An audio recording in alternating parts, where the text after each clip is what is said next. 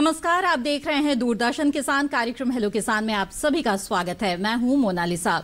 Hello किसान कार्यक्रम में हम कृषि क्षेत्र से जुड़े हुए अलग अलग विषय अलग अलग दिन चुनकर लाते हैं, जिस पर विशेषज्ञ मेहमानों से विस्तार से चर्चा करते हैं और पूरी जानकारी हासिल करने की कोशिश करते हैं।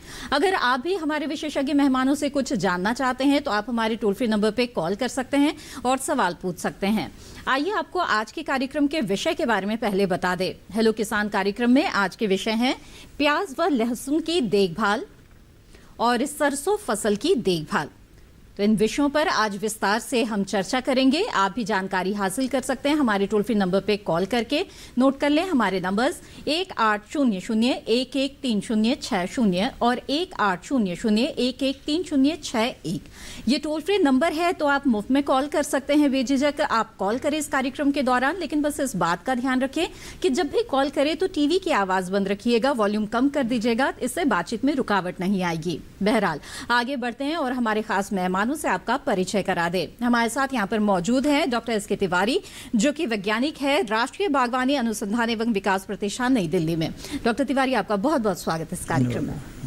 इसके अलावा हमारे साथ इस कार्यक्रम में जुड़े हुए हैं डॉक्टर ए.के. गुप्ता, जो कि प्रोफेसर हैं श्री कर्ण नरेंद्र कृषि विश्वविद्यालय जोबनेर, जयपुर, राजस्थान से। आपका भी बहुत बहुत स्वागत है इस कार्यक्रम में। तो आइए इस कार्यक्रम में हम चर्चा की शुरुआत करते हैं। और जहां तक प्याज लहसुन की देखभाल की बात है तो सबसे पहले इसकी व्यावसायिक खेती पर आपका एक नजरिया जानना चाहेंगे डॉक्टर तिवारी की किस तरह से सब्जियों में तो ये महत्वपूर्ण फसलें हैं ही, लेकिन इनकी व्यावसायिक खेती किसानों के लिहाज से किस तरह से महत्वपूर्ण है, जानना चाहेंगे। जैसा कि हम किसान भाइयों को बताना चाहेंगे कि लहसुन और प्याज एक ऐसी फसल है जिसको कैश क्रॉप के रूप में हम बहुत अच्छे तरीके से यूज कर सकते हैं और कैश क्रॉप के रूप में ही ये जानी जाती है। प्याज की फसल हम सभी जानते हैं कि महाराष्ट्र, गुजरात, राजस्थान ये ऐसे प्रदेश हैं जहां की हमारे किसान भाई इसकी खेती करके बहुत अच्छी तरह से मुनाफा कमा रहे हैं। उसी तरह लहसुन की फसल भी है। इसका उत्पादन और कम समय में इसका उत्पादन लिया जा सकता है और अधिक उत्पादन प्राप्त करके हम मार्केट में इसको सेल आउट करके अच्छा पैसा हम प्राप्त कर सकते हैं। बिल्कुल, और अच्छा जो मुनाफा है वो तभी संभव है जब आप जो पैदावार ले रहे हैं फसल की उसकी गुणवत्ता अच्छी हो और अच्छी जो पैदावार है वो आपको मिले। इसके लिए कुछ बातों का ध्यान रखना बेहद जरूरी है, जिनके बारे में आज हम विस्तार से बातचीत करेंगे। आइए उससे पहले देखते हैं एक रिपोर्ट।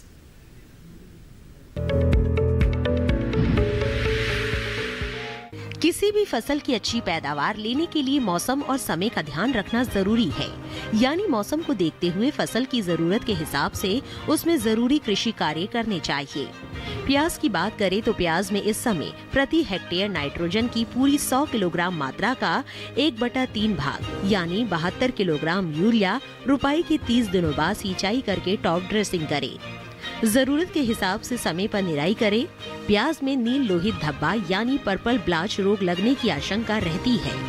इस रोग के होने पर धब्बे से बन जाते हैं जो बीच से बैंगनी रंग के होते हैं। इस रोग पर नियंत्रण के लिए ब्लाइटॉक्स 50 की 2 ग्राम मात्रा को 1 लीटर पानी में मिलाकर छिड़काव करें। इसके अलावा डाइथेन M45 का जरूरत के हिसाब से 10 दिनों के अंतराल पर छिड़काव कर सकते हैं। वहीं प्याज में थ्रिप्स कीट लगने पर 0.6% फॉस्फेमिडॉन पानी में घोलकर इस्तेमाल करें। लहसुन की बात करें तो लहसुन में अगर नाइट्रोजन की दूसरी टॉप ड्रेसिंग ना की हो तो यूरिया की 75 किलोग्राम मात्रा बुआई के 60 दिनों बाद डालकर सिंचाई करें।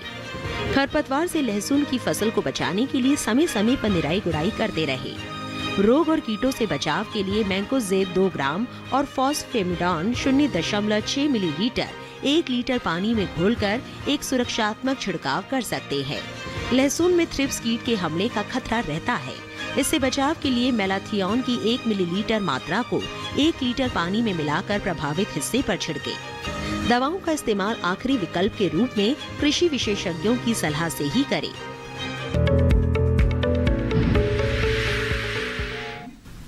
जी हाँ, तो प्याज और लहसुन की खेती पर ये रिपोर्ट आपने देखी। आगे बढ़ते हैं और सरसों के बारे में जानकारी हासिल करते हैं। डॉक्टर गुप्ता, बताएं हमें कि जो सरसों की फसल है वो किस तरह से महत्वपूर्ण है और किस किस तरह की जो गुणवत्ता है वो इसमें पाई जाती है। सरसों की फसल एक प्रमुख तिलहनी फसल है जो कि उत्तर और मध्य भारत में की जाती रही है। अब इसकी खेती पूर्वोत्तर और दक्षिण भारत में भी काफी हद तक फैल चुकी है जी। और सरसों की खेती सिंचित और असिंचित दोनों परिस्थितियों में होती है। इसके अंदर तेल की मात्रा 40% तक होती है और इसका तेल कई हिसाब से गुणवत्तापूर्ण होता है, जिसको कि बहुत लोग पसंद करते हैं। तो इस तरह से सरसों की खेती के अंतर्गत क्षेत्रफल बढ़ता जा रहा है। इसकी जो अल्पकालिक किस्में हैं, उनके बाद में, उनके उद्भव के बाद में तोरिया के स्थान पे सरसों लगाई जा रही है और इसके अंतर्गत क्षेत्रफल उत्तरोत्तर रूप से बढ़ रहा है। और इसके व्यावसायिक खेती करके और किसान बहुत अच्छा मुनाफा ले सकते हैं। इसकी खेती में अन्य फसलों के मुकाबले जो कॉस्ट ऑफ कल्टीवेशन है वो भी कम आती है और मुनाफा ज्यादा होता है। बिल्कुल, तो इसलिए जो सरसों के प्रति किसानों का रुझान है वो लगातार बढ़ता जा रहा है। और खेती के दौरान आपको किन बातों का ध्यान रखना चाहिए, इसके बारे में विस्तार से बातचीत करेंगे। आइए उससे पहले देखते हैं एक और रिपोर्ट।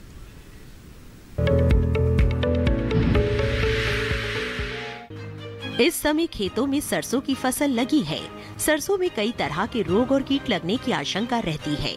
ऐसे में अगर सरसों की अच्छी फसल लेना चाहते हैं तो फसल की सही से देखरेख करें। सरसों की फसल में झुलसा या सफेद गेरुई रोग लगने की आशंका रहती है। ये रोग पत्तियों की निचली सतह पर सफेद फफूंद के रूप में दिखाई देता है।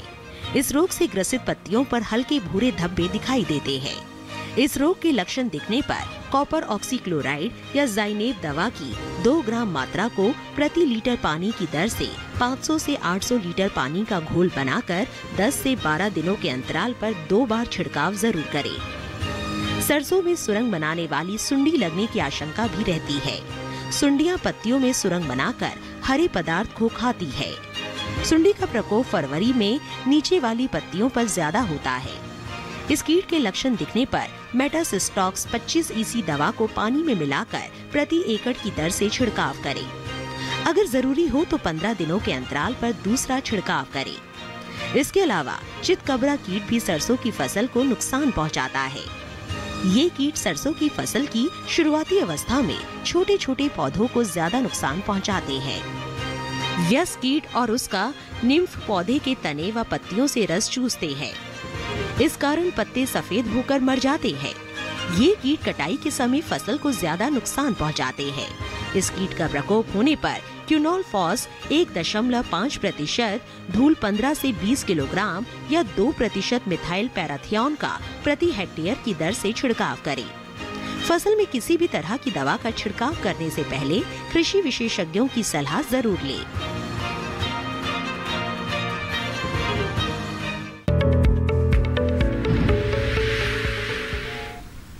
आइए आगे बढ़ते हैं। इस वक्त कार्यक्रम में पहले कॉलर हमारे साथ जुड़ गए हैं, उनसे पहले बात कर लेते, फिर चर्चा को आगे बढ़ाएंगे।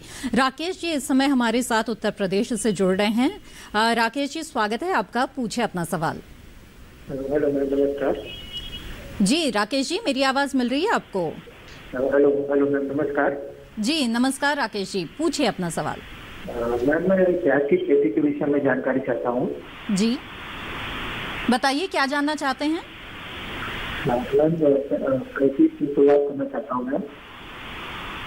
एक बार फिर से अपना सवाल दोहरा दें। मैं आपकी खेती के बारे में शुरुआत करना चाहता हूँ, शुरू करना चाहते हैं, कैसे शुरुआत करें आइए जानते हैं इसके बारे में। जी डॉक्टर तिवारी बताएं, प्याज की खेती करना चाहते हैं राकेश जी, कैसे शुरुआत करनी चाहिए इन्हें? राकेश जी जैसा कि आप जानते हैं कि हमारी प्याज की जो खेती है वो मुख्य रूप से हमारे नॉर्दर्न इंडिया में 2 सीजन में उगाई जाती है, रबी सीजन और खरीफ सीजन में। कि रबी सीजन आपकी शुरुआत हो चुकी है, जिसकी रोपाई हमारी नवंबर या दिसंबर महीने में या अप टू जनवरी तक हमारी यहाँ पे रोपाई होती है। तो सीजन की शुरुआत हो गई है और ये फरवरी आने वाला है, तो इस सीजन में आप नहीं कर सकते हैं। अब अगले आने वाली सीजन आपकी खरीफ सीजन है, जिसमें आप प्याज की खेती कर सकते हैं। तो उसके लिए आप जून या जुलाई के महीने में आप उसके बीज लेके आप उसकी नर्सरी तैयार करके आप खेती की शुरुआत कर सकते हैं। बिल्कुल। कुछ अच्छी किस्मों का यहाँ पे सुझाव देना चाहेंगे आप? मैं बताना चाहूँगा कि राष्ट्रीय बागवानी अनुसंधान एवं विकास प्रतिष्ठान द्वारा विकसित एग्री फाउंड डार्क रेड और एक अभी नई लाइन है, लाइन 883। ये दो प्रजातियां बहुत ही अच्छी हैं और पूरे भारतवर्ष में इनकी पॉपुलैरिटी बहुत अच्छे लेवल पे है, जो कि 85 से 90 दिन में ही रोपाई के पकड़ तैयार हो जाती है। तो आप इस प्रजाति का चयन करके आप अच्छा उत्पादन प्राप्त कर सकते हैं। बिल्कुल। तो राकेश जी, रबी प्याज की खेती के लिए तो समय निकल गया है आपके हाथ से, लेकिन खरीफ प्याज की खेती आप कर सकते हैं। अच्छी किस्मों का चुनाव करेंगे तो आपको पैदावार भी अच्छी मिलेगी। बहरहाल आगे बढ़ते हैं और बातचीत करते हैं सरसों की फसल की देखभाल के बारे में। डॉक्टर गुप्ता, जानना चाहेंगे कि इस समय जिन किसानों के खेतों में सरसों की फसल लगी हुई है, उन्हें किस किस तरह की सस्य क्रियाएं इस वक्त करनी चाहिए? देखिए, अगर सरसों की बुआई समय पे की गई है जी, तो सरसों की फसल में अभी फूल आ रहे हैं। तो फूल आते समय एक तो पानी का जो जल प्रबंधन है उस पर विशेष ध्यान रखना है। वैसे जनवरी के पहले सप्ताह के अंदर उत्तर भारत में की काफी क्षेत्रों में बरसात हो चुकी है, तो ऐसी समस्या अभी है नहीं। लेकिन फिर भी जहाँ पे बरसात नहीं हुई है या बुआई का समय अलग था, तो वहाँ पे तीसरी सिंचाई का पानी अगर उपलब्ध है तो वहाँ तीसरी सिंचाई करनी चाहिए। और जहाँ तक है जल बचत के लिए फुहारा विधि से सिंचाई करनी चाहिए। अगर 10 हॉर्स पावर का पंप लगा हुआ है और 10-12 नोजल काम कर रहे हैं तो 4 घंटे तक लगातार लाइन रखने से करीब 2 इंच भूमि की जो सतह है वो गीली हो जाती है।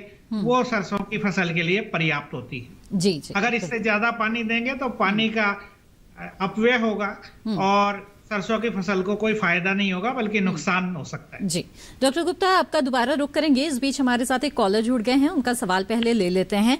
नंदस्वरूप मिश्रा जी इस वक्त बाराबंकी उत्तर प्रदेश से हमारे साथ जुड़े हुए हैं। नमस्ते मैडम। नमस्कार सर, मैं नंदस्वरूप मिश्रा हूँ बाराबंकी से। मैं जानना ये चाहता हूँ कि सरसों के फसल में जो पानी, आंधी और तूफान इससे काफी होता है नुकसान, इसके अलावा जो माहू रोग लग जाता है या दीमक जैसे कीटाणु लग जाते हैं, कीड़े लग जाते हैं, तो इससे हम किस प्रकार से अपनी फसल को बचाएं, क्योंकि सारी मेहनत में पानी सिर्फ जाता है। बिल्कुल बिल्कुल, आइए जानकारी हासिल करते हैं। जी डॉक्टर गुप्ता बताएं। जी, एक बार थोड़ा सा प्रश्न मुझे। माहू जैसे जो बाकी कीट है, इनसे फसल को कई बार काफी नुकसान हो जाता है, तो किस तरह से कीट से बचाव कर सकते हैं फसल की? देखिए, हमारे किसान भाई इसे माहू, चेपा, मोयला और ये एफिड के ही अलग अलग स्थानीय नाम है जी। तो ये जनवरी के महीने में विशेषकर कीड़े आते हैं और जैसे तापमान बढ़ता है तो ये और ज्यादा प्रसारित होते हैं। तो सबसे पहले तो आप फसल का निरीक्षण करते रहें और जिन गुच्छों के फूलों के गुच्छों के ऊपर ये माहू आया है उन गुच्छों को तोड़ के और उनको अलग कर दें तो इसका प्रसार रुकेगा। दूसरी बात यह है कि अगर फिर भी ये बढ़ता जा रहा है तो हम कीटनाशी रसायन का उपयोग कर सकते हैं। और जहाँ तक हमें कीटनाशी को तो आखिरी विकल्प के रूप में काम में लेना चाहिए, तो हम इस माहू की रोकथाम के लिए नीम की निम्बोली का सत काम में ले सकते हैं, उसका छिड़काव करें। और ये जो 5% सत 100 लीटर पानी में मिला के और छिड़काव करेंगे तो माहू, चेपा या मोयला, एफिड का पे रोकथाम हो जाएगी। और अगर फिर भी नहीं होती है तो डाइमिथोएट 30 cc नाम का जो रसायन है उसका 1.25 मिलीलीटर प्रति लीटर पानी में घोल बना के प्रति हेक्टेयर 600 लीटर घोल के हिसाब से उसका छिड़काव करेंगे तो निश्चित रूप से सरसों की फसल में जो लगा हुआ माहू है वो खत्म हो जाएगा। बिल्कुल। नंदस्वरूप जी, मुझे उम्मीद है कि इस जानकारी से आपको लाभ होगा। आगे बढ़ते हैं यहाँ पर और अगले कॉलर से बात करते हैं। राकेश शर्मा जी इस वक्त जम्मू कश्मीर से हमारे साथ जुड़ रहे हैं। राकेश जी, स्वागत है आपका, पूछे अपना सवाल। राकेश जी। जी हाँ जी, नमस्कार मैम। जी नमस्कार राकेश जी, बताइए क्या जानना चाहते हैं? मैम, मैं जम्मू कश्मीर से बोल रहा हूँ। हमने सरसों को लगाने का बहुत ट्राई किया यहाँ पे, इसकी पैदावार अच्छी नहीं आई। हमें ये जानकारी चाहिए कि कौन सी वैरायटी लगानी चाहिए जिससे हमें अच्छी पैदावार मिल सके। बिल्कुल, आइए जानते हैं। जी डॉक्टर गुप्ता बताएं, क्या सुझाव देंगे? देखिए, जम्मू कश्मीर से हमारे डायरेक्टरेट ऑफ रेपसीड मस्टर्ड जो भरतपुर में है उससे विकसित किस्म है NRC DR2। ये जम्मू कश्मीर, पंजाब, हरियाणा के लिए बहुत ही उपयुक्त किस्म है। तो आप इसका बीज, प्रमाणित बीज समय से लेके और इस बार जो ट्राई कीजिए, आपको सफलता मिलेगी। बिल्कुल। उचित समय क्या होगा लगाने का? देखिए, जैसे ही खरीफ फसल से खेत खाली होते हैं तो तुरंत खेत तैयार करके इसकी बुआई कर देनी चाहिए। वैसे इसका उचित समय है वो अक्टूबर का पहला पखवाड़ा है, जो थोड़ा बहुत आगे पीछे अपने अनुभव से वहाँ करके, और अक्टूबर के मध्य में या तीसरे सप्ताह में इसकी बुआई की जा सकती है। जी बिल्कुल। तो राकेश जी, हमें उम्मीद है कि उचित समय पर जब आप सही किस्मों का चुनाव करते हुए सरसों की फसल लेंगे तो आपको जरूर अब अच्छी पैदावार मिलेगी। आगे बढ़ते हैं और यहाँ पर डॉक्टर तिवारी, मैं आपसे जानना चाहूंगी कि जो प्याज और लहसुन की खेती किसान कर रहे हैं उन्हें इस वक्त किस किस तरह के जो कृषि कार्य हैं वो करने चाहिए। खासतौर पर अगर पोषक तत्व प्रबंधन की बात करें तो अच्छा स्वस्थ जो उत्पाद है वो मिले, इसके लिए जरूरी है कि पोषक तत्व प्रबंधन अच्छी तरह से हो।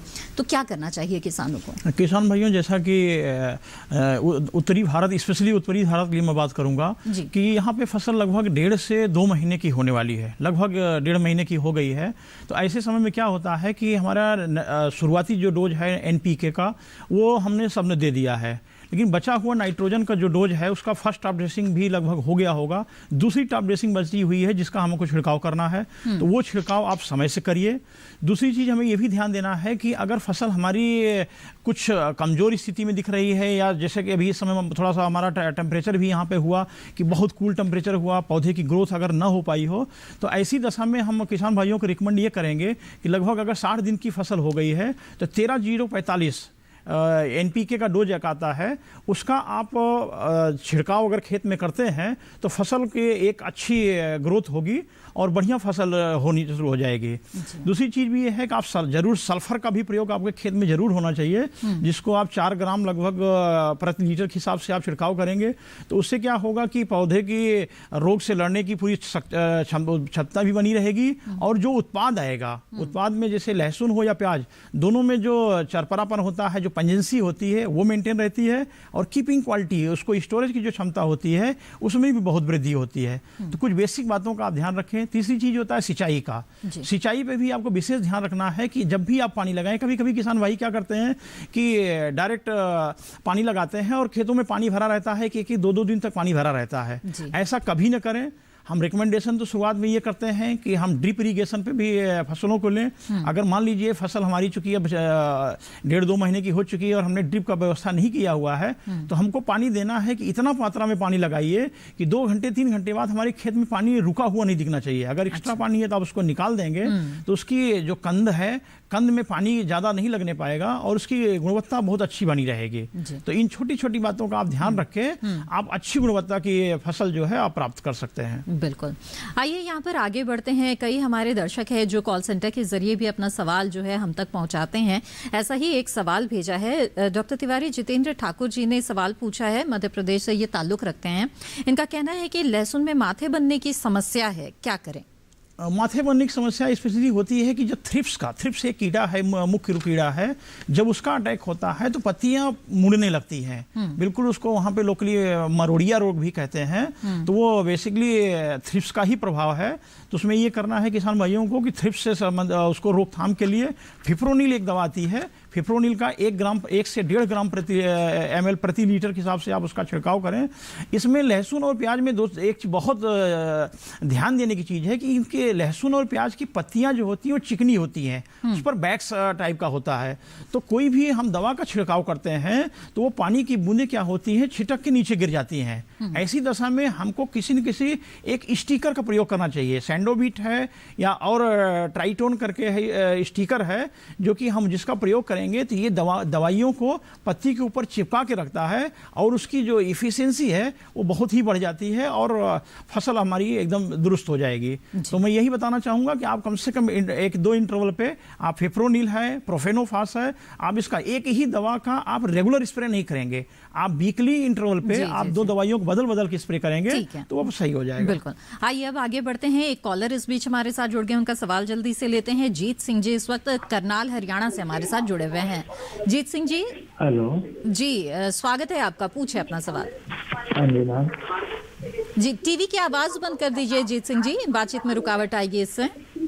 हाँ जी, टीवी की आवाज बंद कर दीजिए और फोन लाइन के जरिए बातचीत करें। हाँ जी मैम, ऐसा। हेलो जी, अपना सवाल पूछे। टीवी की आवाज पहले बंद कर दीजिए कृपया। हाँ जी, वॉल्यूम कम कर दीजिए मैंने जी। ऐसा है मैम, हमने 2 किले सरसों के बीजे हुए हैं। अच्छा। एक तो बीज दिया था 28 सितंबर को, ठीक है, उसमें तो फलियां आ गई है, वो तो पका हुआ है। और दूसरा बीजा था हमने 10 अक्टूबर को जी, ठीक है। तो जो 10 अक्टूबर को बीजा था उसमें पहली सिंचाई के बाद में गुल्ली डंडे की स्प्रे कर दी थी हमने जी, ठीक है, टॉपिक दवाई। तो उसमें क्या हुआ, उसके बाद में हमने 15 दिन के बाद एनपीके की स्प्रे की सरसों के खेत में। अच्छा। और जैसे ही वो अब देखा तो हमने उसकी फलियां बनने स्टार्ट हो गई, तो फलियां बिल्कुल ग्रोथ नहीं कर रही है और ना उनमें दाने बन रहे हैं। अच्छा। जैसे मरोड़िया रोग हो जाता है, इस प्रकार से सिंगल फली में सिंगल ही दाना बन रहा है, या किस कारण से है सर? अच्छा, ठीक है, आइए जानते हैं कि क्या वजह हो सकती है और क्या करे ऐसे में उपाय। डॉक्टर गुप्ता। देखिए, जो आपने अगेती बोई वो दुरुस्त चल रही है, तो एक तो ये कारण हो सकता है कि आपके वहां पे जो किस्म आपने काम में ली वो अगेती किस्म ही थी, और उसको जब आपने 3 सप्ताह 4 सप्ताह बाद बोई तो वो उसके लिए माकूल समय नहीं था। और दूसरा, पोषक तत्व प्रबंधन आपने क्या एक सा ही रखा है, ये बात आपने नहीं बताई। क्योंकि सरसों के अंदर अगर आप जो गंधक तत्व है उसकी पूर्ति बहुत आवश्यक है। अगर आपका जो पोषक तत्व प्रबंधन में भी कहीं कुछ असमानता है तो उससे भी ऐसा हो सकता है। तीसरी बात यह है कि जो सफेद रोली रोग है, क्या आपको उसके लक्षण दिखाई दिए? जी, ऐसी तो कोई जानकारी नहीं मिल पा रही है जी डॉक्टर गुप्ता। वो यहाँ से अंदाजा लगाना मुश्किल है क्योंकि उन्होंने पूरी चीज को डिस्क्राइब नहीं किया। अच्छा, तो बेहतर होगा कि नजदीकी कृषि विज्ञान केंद्र से संपर्क करें और कृषि विशेषज्ञों को जो है अपनी समस्या बताएं। फसल देख के वो काफी हद तक समस्या का निदान जो है वो बता पाएंगे। चलिए, इसी के साथ यहाँ पर आगे बढ़ते हैं और डॉक्टर तिवारी आपसे जानेंगे हम प्याज और लहसुन की खेती के बारे में, और डॉक्टर गुप्ता भी लगातार हमारे साथ जुड़े हुए हैं जिनसे सरसों फसल की देखभाल के बारे में बातचीत करेंगे। लेकिन फिलहाल वक्त हो गया एक छोटे से ब्रेक का, जल्द हाजिर होंगे। आप बने रहें दूरदर्शन किसान पर।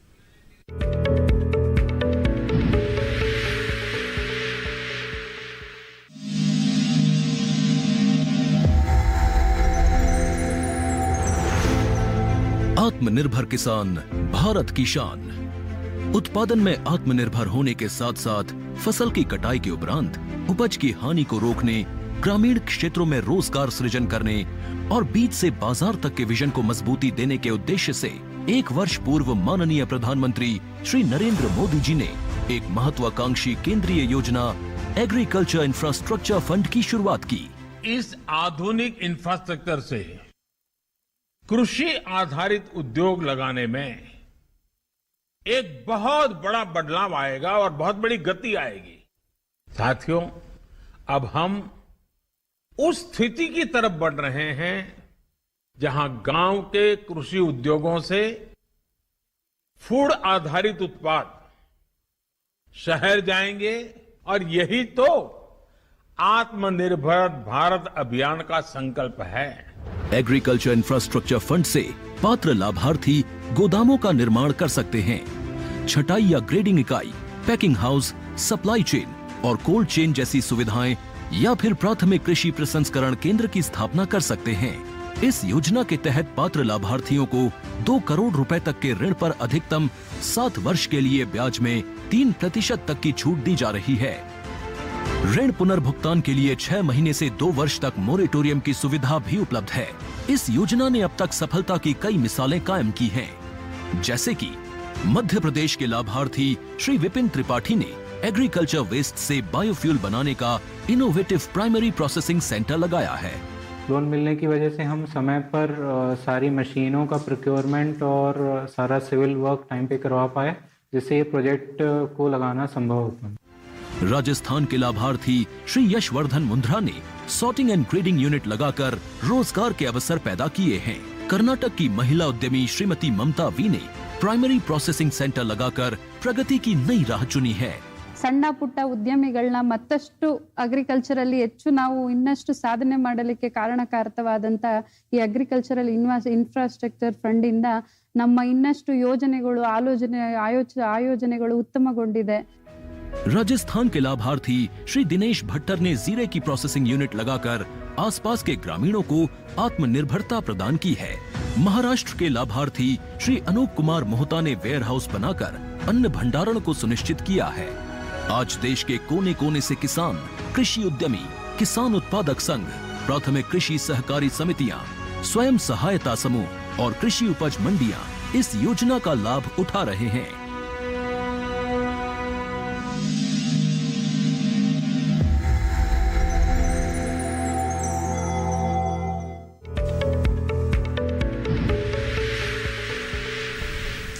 ब्रेक के बाद आप सभी का फिर से स्वागत है। आप देख रहे हैं कार्यक्रम हेलो किसान। आज इस कार्यक्रम में हम प्याज और लहसुन की देखभाल और सरसों फसल की देखभाल के बारे में चर्चा कर रहे हैं। अगर इन विषयों से जुड़े हुए सवाल आप पूछना चाहते हैं और जानकारी हासिल करना चाहते हैं तो आप इस कार्यक्रम के दौरान हमारे टोल फ्री नंबर पर कॉल करके सवाल पूछ सकते हैं। इस वक्त हमारे साथ एक कॉलर जुड़े हुए हैं, उनका सवाल यहाँ पर शामिल करते हैं। इस वक्त राम जी हमारे साथ जुड़ रहे हैं गुरुग्राम हरियाणा से। जी स्वागत है आपका, पूछे अपना सवाल। मैं प्याज की पौध चाहिए जी। ठीक है, कहाँ से मिलेगी?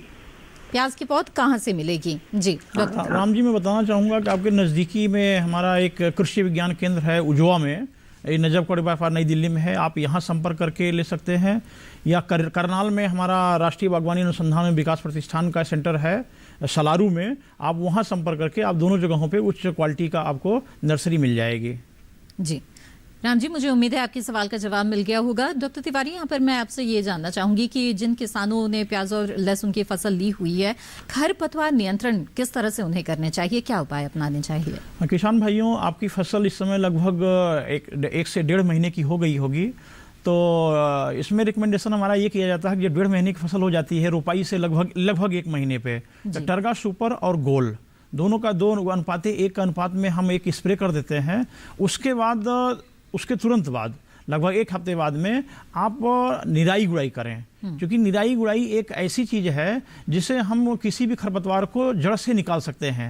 दवाई से उसको मारा जा सकता है लेकिन वो पूर्ण रूप से उसको नष्ट नहीं किया जा सकता है। तो हमारा आपको यही सलाह होगी कि निराई गुड़ाई पे विशेष ध्यान दें। और उससे लहसुन की फसल में चूंकि 1 महीने और 2 महीने पे जब हम निराई गुड़ाई करते हैं तो उससे बहुतायत मात्रा में हमारे जो भी खरपतवार होते हैं, जो भी नुकसान कर सकते हैं, वो हमारे से लगभग समाप्त हो जाते हैं। बिल्कुल, आइए आगे बढ़ते हैं और डॉक्टर गुप्ता का मैं रुख करना चाहूंगी। डॉक्टर गुप्ता, कुछ सवाल हमारे पास कॉल सेंटर के जरिए आए हैं, उनमें माधव सिंह जी ने उत्तर प्रदेश से सवाल किया है कि सरसों की फसल में फफूंद की समस्या है, क्या करें? फफूंद? जी, फफूंद तो कई तरह की है, जैसे एल्ब्यूगो कैंडिडा एक फफूंद है जो सफेद रोली नाम का रोग लाती है। पत्तियों के ऊपर सफेद सफेद चूर्ण जमा हो जाता है और फिर बाद में जो फूल और वो जो इन्फ्लोरेसेंस है, जो उसकी फलियां हैं, वो बेडोल हो जाती है और कई बार ऐसा प्रतीत होता है सांबर के सींग की तरह उनका शेप ले लेती है।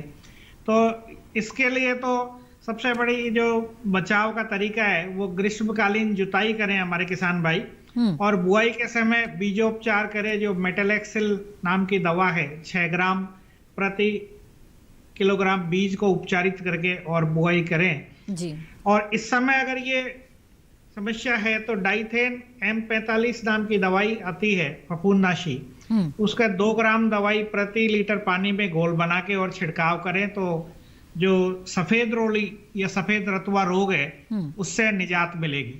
जी। दूसरी फफूंद की बात है कि एक तना सड़न रोग जो भारी मिट्टी में जब सरसों लगाते हैं तो इस समय आ जाया करता है, और उस तना सड़न के लिए अभी जो स्क्लेरोटीनिया की वजह से आता है तो जो कार्बेंडाजिम नाम की जो फफूंदनाशी है जी, उसका 2 किलोग्राम यानी प्रति हेक्टर के हिसाब से, यानी बजरी में मिला के या बालू रेत में मिला के और उसका बुरकाव कर देते हैं और फिर पानी से सिंचाई कर देते हैं, तो फिर वो जड़ों में जाके और तना सड़न रोग मिट जाता है। जी जी। तीसरी जो बात आती है फफूंद की, जो फफूंद डॉक्टर गुप्ता, माफ कीजिएगा, यहाँ पर आपको रोकूंगी। हमारे साथ एक कॉलर जुड़े हुए हैं, उनका सवाल ले लेते हैं, फिर इस बातचीत को आगे बढ़ाएंगे। इस वक्त रघुनाथ पांडे जी अयोध्या उत्तर प्रदेश से हमारे साथ जुड़े हुए हैं। रघुनाथ जी, स्वागत है आपका, पूछे अपना सवाल। रघुनाथ जी, आपसे सबसे पहले गुजारिश करेंगे कि टीवी की आवाज बंद कर दीजिए, बातचीत में रुकावट आएगी इससे। रघुनाथ जी, मेरी आवाज मिल रही है? मैडम, तना गलन रोग आता है किसी प्लाट में जी। किस फसल की बात कर रहे हैं आप? उपचार क्या है मैडम? सरसों की फसल जो है फलियां बन रही हैं। अच्छा, सरसों की फसल में तला गलन जो है वो समस्या है और फलियां झड़ रही हैं। जी, मैं उसी पे चर्चा कर रहा था। हाँ। कि तना सड़न या तना गलन रोग इस समय आ जाता है। जी जी। उसके लिए कार्बेंडाजिम नाम की जो फफूंदनाशी दवाई है, उसकी सिफारिश की गई मात्रा है 2 किलोग्राम प्रति हेक्टेयर चूर्ण। ये 2 किलोग्राम चूर्ण प्रति हेक्टेयर में बुरकाव के लिए बालू रेत या बजरी में 3-4 परात में मिला के और फिर उसका एक सार बुरकाव कर दें और ऊपर से सिंचाई कर दें, तो तना सड़न रोग, तना गलन रोग से मुक्ति मिलेगी। जी बिल्कुल।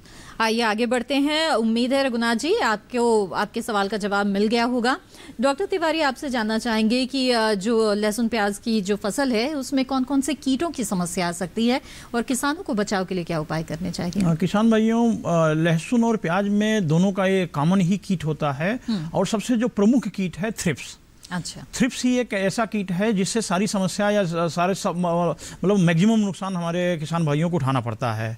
उसके बारे में ये बताना चाहूँगा कि आप जैसे कि आप अपने खेत पर विजिट करते रहते हैं, वीकली जाते रहते हैं, तो हम उसको देखेंगे कि 2 पत्तियों के बीच में कभी कभी हमको खोल के देखना चाहिए तो हल्का पीले या हरे रंग के छोटे छोटे कीड़े दिखाई देते हैं।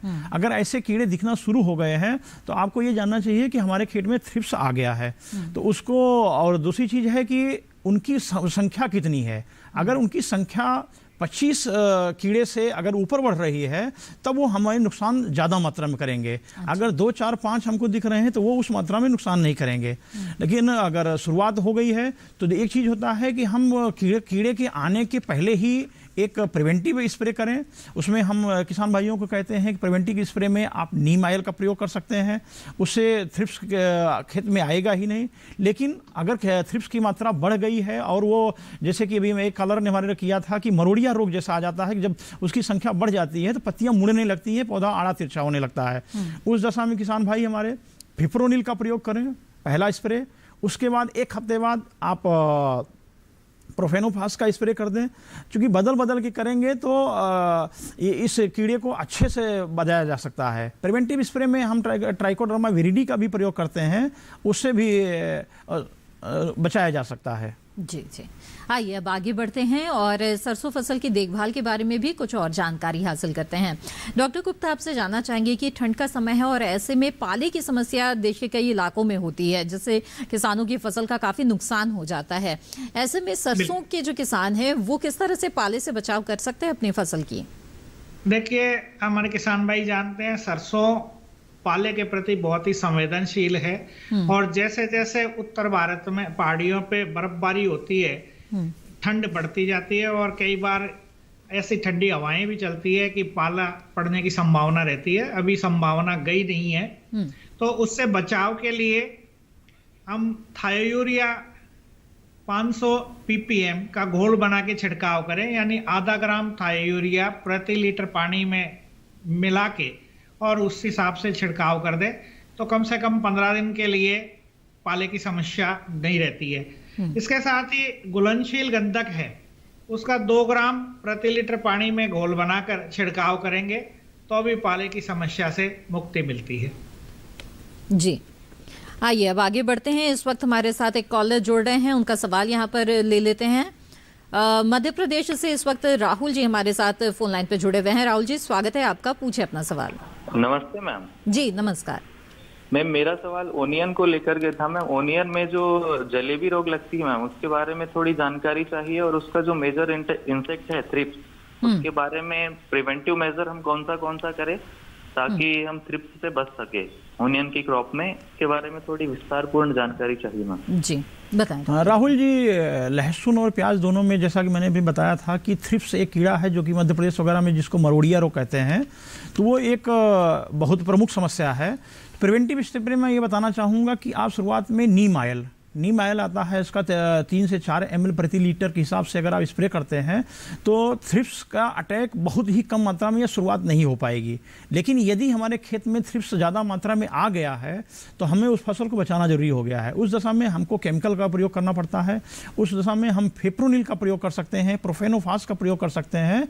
इन दोनों दवाइयों से आप एक हफ्ते पे इनको इंटरवल पे आप दोनों दवाइयों का बदल के आप जब प्रयोग करेंगे तो इसको अच्छे से फसल को बचाया जा सकता है।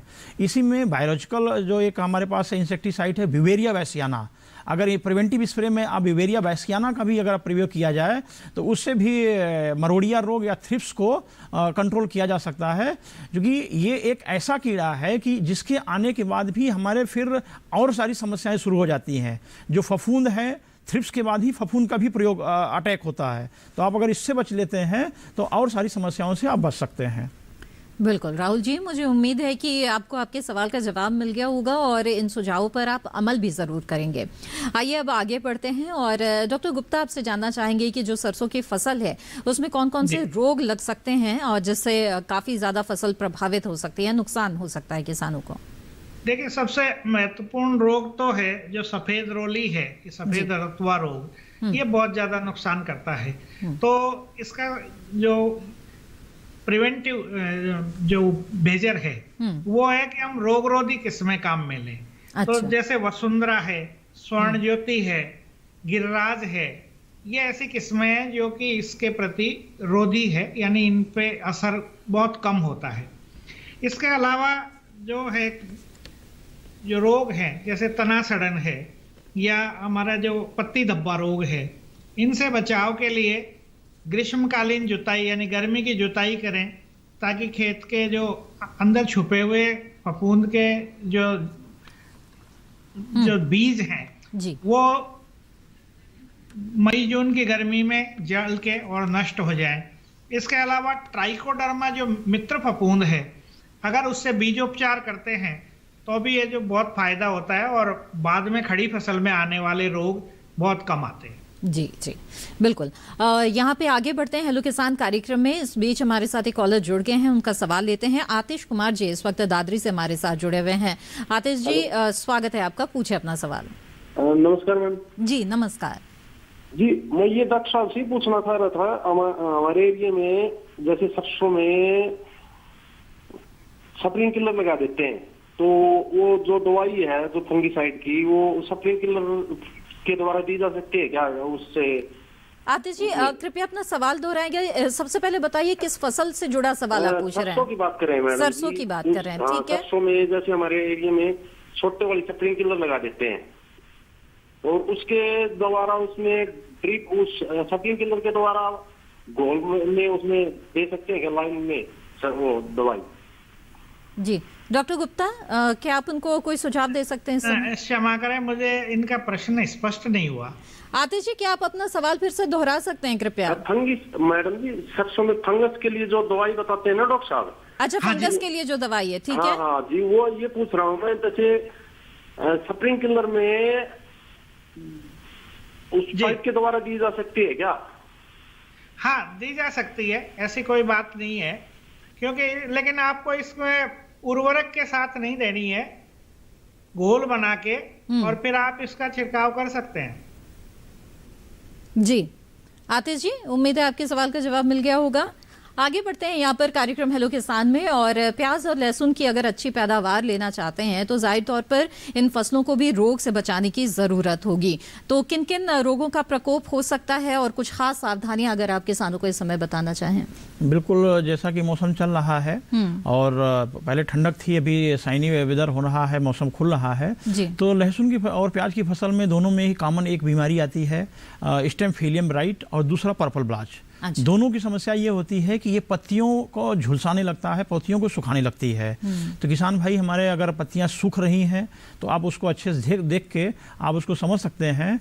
और इसके इन दोनों के निदान के लिए मैंकोजेब 2.5 ग्राम प्रति लीटर के हिसाब से, या कार्बेंडाजिम है 1 ग्राम प्रति लीटर, दोनों को आप अलग अलग छिड़काव कर सकते हैं, या इसके दोनों के मिक्स कुछ कंपनियां दवाइयां बना रही हैं मैंकोजेब और कार्बेंडाजिम का, दोनों का एक साथ आप स्प्रे कर सकते हैं। और इसके साथ में स्टिकर का लेना बहुत ज़रूरी है। अगर आप इसका स्प्रे करेंगे तो कोई भी फफूंदजन्य अगर तो बीमारी होगी कि लहसुन और प्याज फसल में, तो बिल्कुल पौधे उससे बचाव होता रहेगा और हमारी एक स्वस्थ और अच्छी फसल किसान भाई प्राप्त कर सकते हैं। जी, आइए आगे बढ़ते हैं। इस वक्त हमारे साथ एक कॉलर जुड़ गए हैं और इस कॉल का हम सवाल लेते हैं। गोलू कुमार जी इस वक्त सागर मध्य प्रदेश से जुड़े हुए हैं। गोलू जी, स्वागत है आपका, पूछे अपना जी। सवाल। नमस्कार सर। जी नमस्कार जी मैम, मेरे जो प्याज लगी हुई मैम 1 महीने की हो गई मैम, ठीक है ना? ठीक है। उसमें मैम प्याज लगी है ना मैम 1 महीने की हो गई है, तो उसमें मतलब जो ऊपर की पत्ती रहती वो पीली पड़ रही मैम, पता नहीं क्या हो गया है। और उसमें मैंने छिड़काव भी किया था 18 और 19 का भी छिड़काव किया था मैम। अच्छा, हाँ जी। क्या वजह हो सकती है पत्तियां पीले गोलू कुमार जी, देखिए थोड़ा मौसम का भी प्रभाव हो सकता है। कितना अच्छी ठंडक पड़ी हुई है, तो ठंडक से कभी कभी सूरज की रोशनी भी हमको पौधों में कम मिली, तो ये हो सकता है। लेकिन थोड़ा सा आप ध्यान दें कि पानी का इंटरवल आपका कैसा रहा। ऐसा तो नहीं कि खेत में ज़्यादा पानी लग गया हो या बहुत लंबा गैप हो गया हो, तो पानी का थोड़ा ध्यान दे लीजिए। दूसरी चीज़, पत्तियाँ जैसा आपने कहा हल्का पीली पड़ रही हैं, सूखने की अगर कोई समस्या नहीं है तो हो सकता है कि कोई फफूंदजनक बीमारी ना हो। लेकिन फिर भी प्रिवेंटिव स्प्रे में मैं कहूँगा कि मैंकोजेब का आप एक स्प्रे कर सकते हैं, और साथ में प्रिवेंटिव में ही एक कीटनाशक कोई फेप्रोनिल का भी आप ले सकते हैं। दोनों को स्टिकर डाल के एक स्प्रे कर लें और तो बीमारियों से बचा जा सकता है, कीट भी कोई नहीं लगेगा। तीसरी चीज़ मैं जानना चाहूँगा कि 1 महीने की आपकी फसल हो गई है, तो उसमें NPK 19-19-19 का एक स्प्रे आप 10 ग्राम प्रति लीटर के हिसाब से एक स्प्रे आप करवा दीजिए। फसल आपकी अच्छी बढ़िया चल निकलेगी। बिल्कुल। तो गोलू जी, उम्मीद है इन सुझाव पर आप जरूर अमल करेंगे और अच्छी फसल आपको जरूर मिलेगी। इसी के साथ कार्यक्रम हेलो किसान में रुकते हैं एक और छोटे से ब्रेक के लिए। जल्द हाजिर होंगे, आप बने रहें दूरदर्शन किसान पर।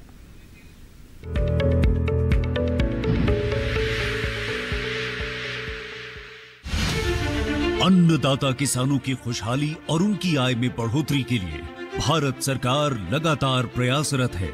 माननीय प्रधानमंत्री श्री नरेंद्र मोदी जी के दूरदर्शी नेतृत्व में पिछले 7 वर्षों में खेती को आधुनिक और किसानों को आत्मनिर्भर बनाने के लिए कई निर्णय लिए गए हैं। छोटा किसान बने देश की शान, ये हमारा सपना है। देश के 80% से ज्यादा किसान ऐसे हैं जिनके पास 2 हेक्टेयर से भी कम जमीन है। अब देश में इन्हीं छोटे किसानों को ध्यान में रखते हुए कृषि सुधार किए जा रहे हैं, निर्णय लिए जा रहे हैं। प्रधानमंत्री किसान सम्मान निधि योजना की शुरुआत 24 फरवरी 2019 को माननीय प्रधानमंत्री श्री नरेंद्र मोदी जी के द्वारा की गई थी। पीएम किसान योजना का पूरा खर्च भारत सरकार वहन करती है। इसके तहत लाभार्थी किसानों को हर साल 6,000 रुपए की सम्मान राशि 2,000 रुपए की 3 समान किस्तों में सीधे उनके बैंक खातों में हस्तांतरित की जाती है।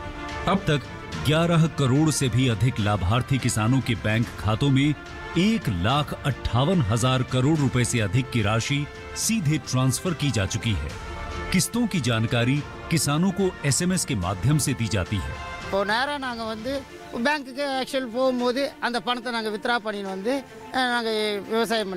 इस मदद से बुआई के पहले अब किसानों को बीज, खाद, कीटनाशक और कृषि संबंधी अन्य जरूरतों के लिए साहूकारों के आगे हाथ नहीं फैलाना पड़ता। मारे कोई जोड़े के सगा संबंधी के मित्रों जोड़े मारे उछीना पैसा लेवानी जरूर पड़ती नहीं अने एनाथी हूँ सारी एवी खेती करी सकूं छूं। इस योजना से मिले लाभ तथा आवेदन की स्थिति देखने के लिए पीएम किसान पोर्टल लॉन्च किया गया है। इस पोर्टल के माध्यम से पात्र किसान अपना पंजीकरण स्वयं करने के साथ साथ अब तक मिले लाभ और अपने आवेदन की स्थिति फार्मर्स कॉर्नर से देख सकते हैं। इस योजना का लाभ पात्र किसानों को ही मिल सके, इसके लिए इस प्रक्रिया को फूल प्रूफ बनाते हुए इसे आधार और इनकम टैक्स वेरिफिकेशन के साथ साथ फिजिकल वेरिफिकेशन से भी जोड़ा गया है। इसके अलावा किसानों की सुविधाओं और जानकारी के लिए पीएम किसान मोबाइल ऐप भी विकसित किया गया है। पीएम किसान सम्मान निधि योजना का लाभ देश के सभी राज्यों और केंद्र शासित प्रदेशों के किसानों को मिल रहा है।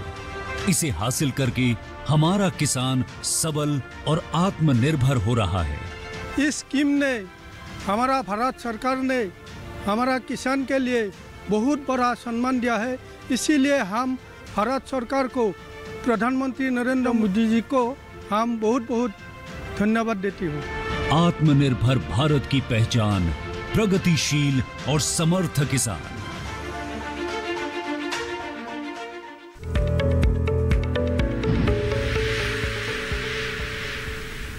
ब्रेक के बाद आप सभी का फिर से स्वागत है। आप देख रहे हैं हेलो किसान। हेलो किसान कार्यक्रम में आज प्याज लहसुन की फसल की देखभाल और सरसों फसल की देखभाल के बारे में हमारी चर्चा जारी है और इस बीच हमारे साथ एक कॉलर जुड़ गए हैं। आइए उनका सवाल लेते हैं। पहले यशवंत जैन जी इस वक्त हमारे साथ शिवपुरी मध्य प्रदेश से जुड़ गए हैं। यशवंत जी स्वागत है आपका, पूछिए अपना सवाल। यशवंत जी मेरी आवाज मिल रही है आपको? हेलो यशवंत जी, क्या आप मुझे सुन पा रहे हैं? हाँ नमस्कार साहब, आज का विषय बहुत बढ़िया सरसों का है। हाँ मेरी को आवाज, आपकी आवाज आ रही है जी। हमारे मध्य प्रदेश में और ग्वालियर चंबल संभाग में सरसों की पैदावार बहुत ज्यादा मात्रा में की गई है, जबकि गेहूं और चने की पैदावार बहुत कम है। तो मेरा ये कहना है कि जो हमारे सरसों में मतलब ये है कि दाने आ गए हैं और कई फलियों में मतलब हमारे फूल हैं अभी, और उनको फूल को हम किस प्रकार फल में परिवर्तित करके सुरक्षित रख सकते हैं, उसके बारे में हमको चाहते हैं कि मौसम भी खराब चल रहा है और किसान अभी भयभीत है, और उसको हम किस प्रकार हम बचा सकते हैं, क्योंकि कभी पानी पड़ जाए, कभी पाला पड़ जाए, तो उसके लिए हम चाहेंगे, और क्योंकि माऊ रोग का भी बहुत प्रकोप रहता है। ठीक है, तो डॉक्टर गुप्ता बताएं फिर ऐसे में क्या करे किसान? देखिए कृषि तो मौसम आधारित है ही जी, तो आप एक अच्छे इंस्पेक्टर की तरह उसकी देखभाल कीजिए। अगर माहू का प्रकोप होता है तो मैंने बताया कि ऐसे गुच्छों को तोड़ के और उनको नष्ट कर दीजिए, और नीम की निबोली का सत उसका जो स्प्रे कीजिए। अगर उससे फायदा नहीं दिखाई दे रहा है, फिर भी माहू आ रहा है, तो आप उसमें जो कीटनाशी रसायन है उसका प्रयोग कीजिए। अगर असिंचित अवस्था में है तो मेलाथियान 2% पाउडर का बुरकाव कीजिए 25 किलोग्राम प्रति हेक्टेयर के हिसाब से, और अगर सिंचित अवस्था में है तो मेलाथियान का ही दवाई का स्प्रे कर दीजिए जो 50 ईसी में मिलती है। 1 मिलीलीटर दवा प्रति लीटर पानी में घोल बना के, या डाइमेथोएट्राम की दवाई भी आप काम में ले सकते हैं जी। तो इस तरह से आप उसकी देखभाल कीजिए और कीड़ों से बचाइए।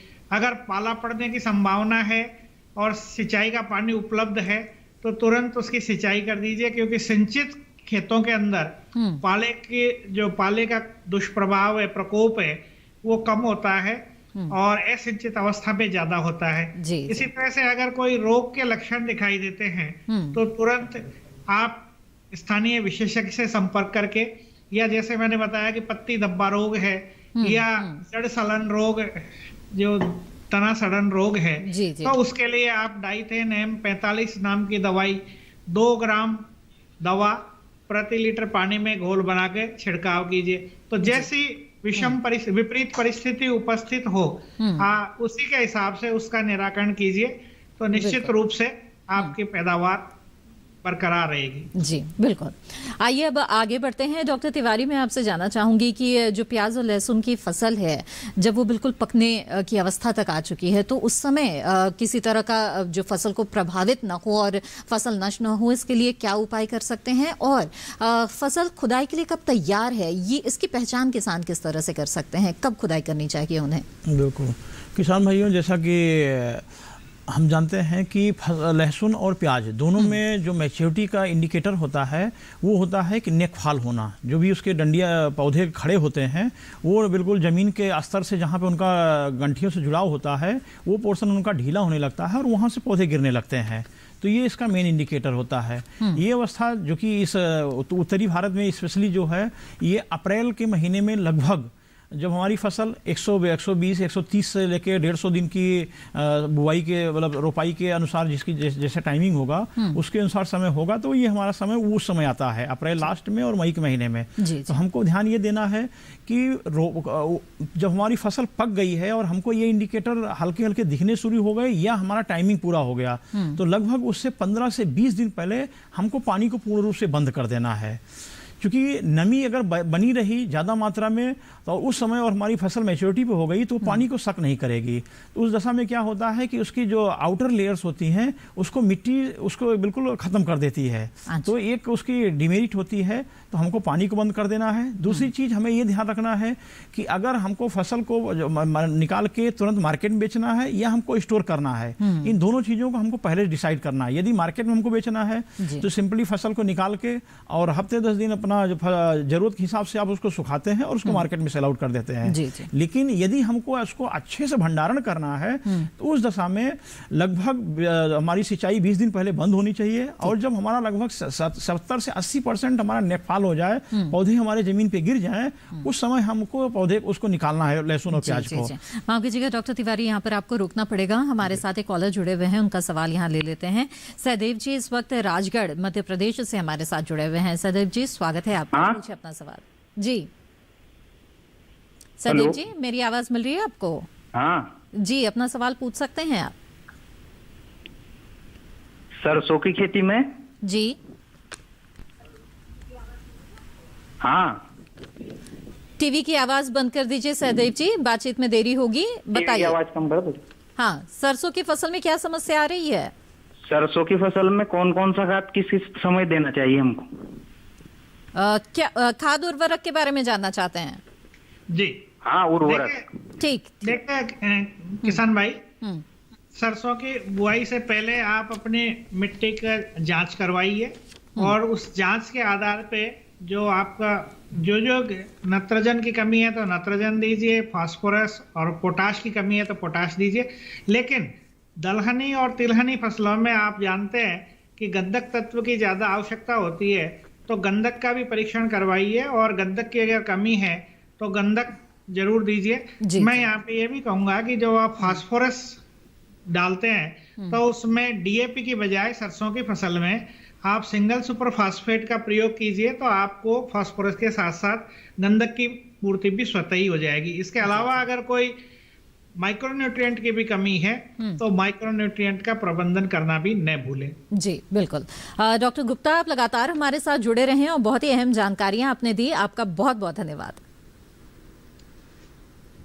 चलिए अब हेलो किसान कार्यक्रम में आगे बढ़ते हैं और चलते चलते डॉक्टर तिवारी आपसे जानना चाहेंगे कि प्याज लहसुन के भंडारण की बात कर रहे थे, तो बताएं हमें कि कुछ सुझाव। देखिए, भंडारित ज़्यादा समय तक अच्छी तरह से रहे और गुणवत्ता भी प्रभावित ना हो, इसके लिए क्या उपाय करें? बिल्कुल किसान भाइयों, जैसा कि आप जान रहे हैं कि भंडारण का जो भी उस समय रिजल्ट आता है वो हमारे शुरुआत से ही क्रॉपिंग से ही कि क्रॉपिंग पैटर्न कैसा होगा, कैसे हमको कितना खाद देना है, कितना पानी देना है, बीमारियां कैसी हैं, ये सारी चीज़ें ही अंत में हमारे जाके भंडारण में प्रभावित करती हैं। जैसा कि मैं बता रहा था कि हमारी फसल मैच्योरिटी के बाद हम उसको हार्वेस्टिंग कर लेते हैं। हार्वेस्टिंग करके उसकी क्योरिंग करना बहुत ज़रूरी होता है। तो हम फसल को लगभग 15 से 20 दिन विंडो क्योरिंग मेथड देता है, जिसमें कि हमारे प्याज या लहसुन के ऊपर डायरेक्ट सनलाइट ना पड़े, हमारी पत्तियां अच्छे से सूखे, ऐसा लगभग हम 15 से 20 दिन अच्छे तरह से सुखा लेते हैं।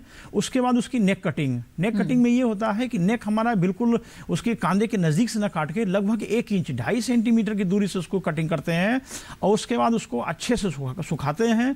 फिर उसके बाद उसकी ग्रेडिंग किया जाता है कि कोई कटा फटा, कोई बीमारी ग्रसित, डबल अगर ऐसे कोई कंद हैं तो उनको निकाल के बाहर कर देना चाहिए और अच्छी गुणवत्ता का मीडियम साइज का प्याज जो है वो ऐसे खुले हवादार स्थान पर रखना चाहिए जहां पे हमारी आवश्यकता से अधिक नमी ना आ सके या हवा बढ़िया से आ सके। ऐसी जगह पे अगर हम रखते हैं तो हमारी भंडारण में हमारी प्याज और लहसुन लंबे समय तक रखी जा सकती है। डॉक्टर तिवारी, आपने बहुत ही अच्छी जानकारियां हमें दी है इस कार्यक्रम में। मुझे उम्मीद है कि किसानों को इससे जरूर लाभ होगा। आपका बहुत बहुत धन्यवाद। तो आज आपने हेलो किसान कार्यक्रम में विस्तार से जाना प्याज और लहसुन की खेती के बारे में, साथ ही सरसों फसल की देखभाल किस तरह से करें। आइए आगे बढ़ते हैं और बता दें कि कल हेलो किसान कार्यक्रम में किन विषयों पर चर्चा होगी। हेलो किसान कार्यक्रम में कल का विषय होगा मौसमी फूलों की खेती और खाद्य प्रसंस्करण एवं स्वरोजगार। इन विषयों के बारे में अगर आप सवाल पूछना चाहते हैं तो आप हमें ईमेल के जरिए अपने सवाल भेज सकते हैं। हमारा ईमेल आईडी है hellokisan2015@gmail.com। इसके अलावा आप फेसबुक के माध्यम से भी हमसे जुड़ सकते हैं और अपने सवाल हम तक पहुंचा सकते हैं। फेसबुक पर हमसे जुड़ने के लिए हिंदी में टाइप करें हेलो किसान, जैसे कि हेलो किसान का जो फेसबुक पेज है वो खुल जाएगा। इसके अलावा दूरदर्शन किसान का कॉल सेंटर नंबर है जिस पर आप कॉल कर सकते हैं 1800-113060 पर। सोमवार से शनिवार सुबह 6 बजे से रात 10 बजे के बीच कॉल करके सवाल दर्ज करा सकते हैं। हेलो किसान कार्यक्रम को अगर आप दोबारा देखना चाहते हैं और ये तमाम जानकारी आप दोबारा हासिल करना चाहते हैं तो इस QR कोड को स्कैन करके आप दूरदर्शन किसान के YouTube चैनल से जुड़ सकते हैं और हेलो किसान कार्यक्रम दोबारा देख सकते हैं। इसी के साथ हेलो किसान कार्यक्रम की आज की कड़ी में बस इतना ही। हमें दीजिए इजाजत, आप बने रहें दूरदर्शन किसान पर। नमस्कार।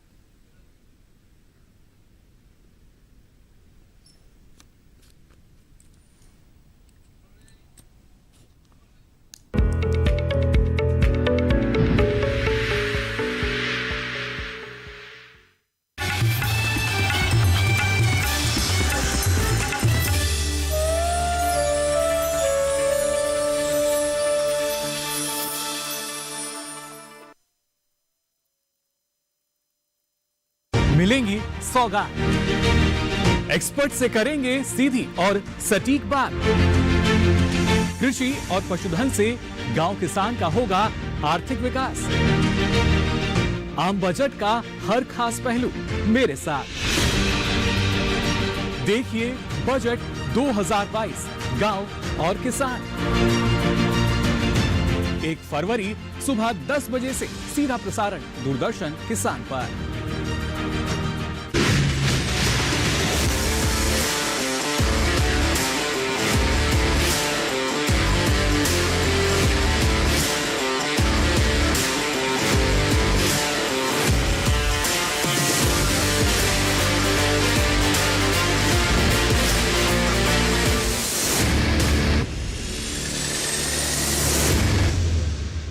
ये बहुत खूबसूरत बात है। एक आर्टिस्ट को किसी मजहब और किसी पर्टिकुलर ग्रुप में तौलना नहीं चाहिए। देखिए खास कार्यक्रम अ डे विद सेलिब्रिटी, सूफियाना Kathak guru to create awareness which articulates her convictions